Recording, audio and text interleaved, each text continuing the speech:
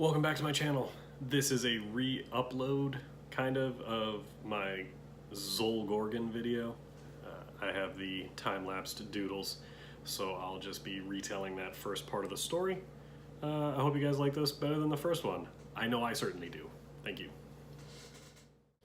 So here we have Boss Chisudai sitting in his throne on his ship. He's, cackling maniacally, doing his thing as the big boss, directing T-Kip, his faithful robot servant, to get one of their heavy hitters to go investigate Vampa, having discovered Frieza's interest, or lack of interest, feigned lack of interest. Here we have Boss Chisudai giving orders to the large, shadowy figure, an individual so massive he has to take a knee so that the boss isn't several heads below. I felt it was important to make Zol-Gorgon really big for an element of visual storytelling later, which I'll talk about. Intercut a little scene where he's grumbling about his job. Zol-Gorgon isn't particularly happy. He has a ship, it looks a little like a bull's head. Halo drops out of it, no shoot, and goes crashing directly into Broly's cave. Here he's crashing into Capsule Core house just in time for Broly to leap out with his friends under his arms like sacks potatoes. Then the two of them have a stare down. Like I said, he's head and shoulders taller than Broly in his base form.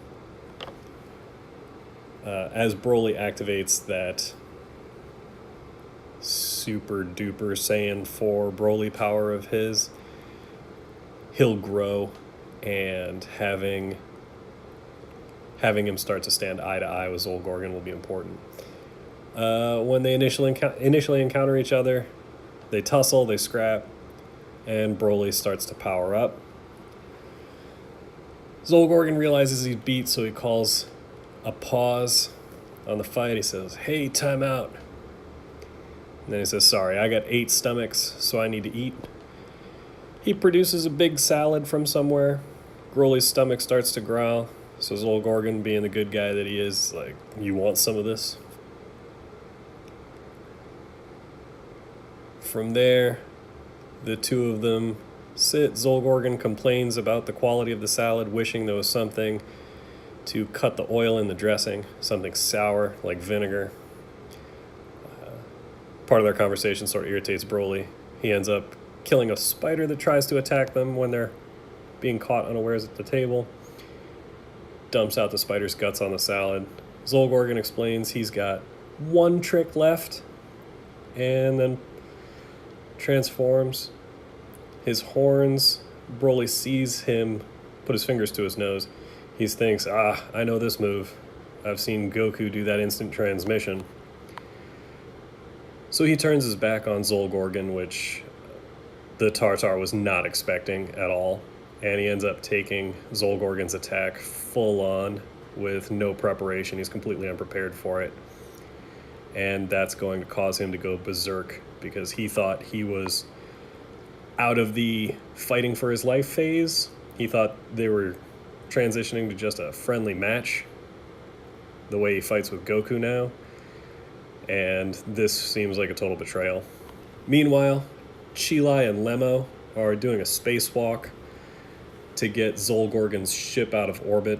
They don't want him to be able to report back to his boss,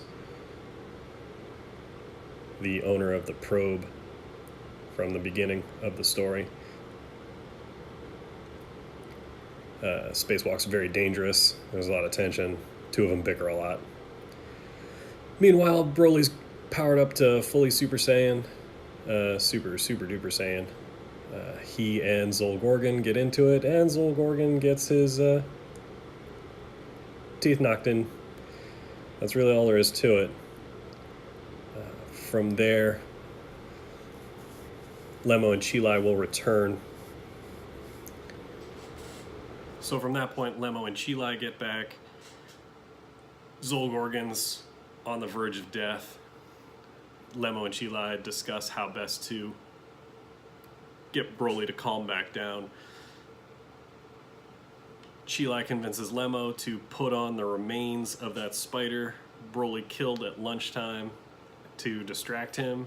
So Lemo's out there going gah, gah, to try and distract Broly while Cheelai circles around. We see Cheelai pull something out of her pocket or her belt pouch. She's climbing up on a cliff that's behind Broly someplace. Broly's losing his stuff. He is distracted by Lemo. He's about to blow Lemo away, and then Zol-Gorgon gives the last of what he's got to protect this other guy. He doesn't know what's going on, but he realizes that there's more at play here. He knows they're trying to stop Broly without hurting him. Then Cheelai leaps off the cliff while Broly's distracted. She uses both hands. Both hands are free now, even though she pulled something out of her pocket before. She grabs onto Broly with both hands and then plants a kiss on him. It's played straight. It's romantic. There's sparkles for like maybe a full half second or a full second.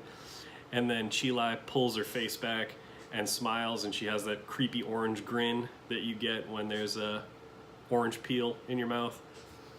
Broly pulls his head back. He chews, explosion of flavor and juice and sweetness in his mouth. That sort of brings him out of his crazy Saiyan rage, and he calms down. From there, he runs over to Zol-Gorgon. He's really sorry. They come to an understanding. Zol-Gorgon thinks he's on the verge of death. He says, "Look, I just wish there was something else I could do."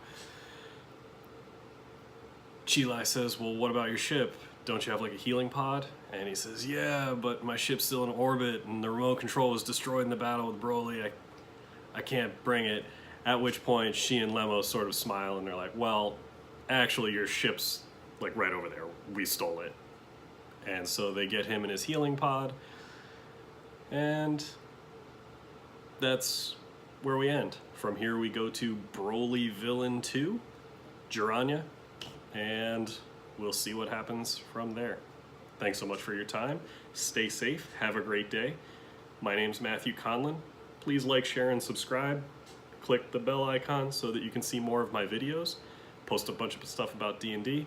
I will put the link that inspired all these videos to MasakoX's Broly and Cheelai spin-off video in the description.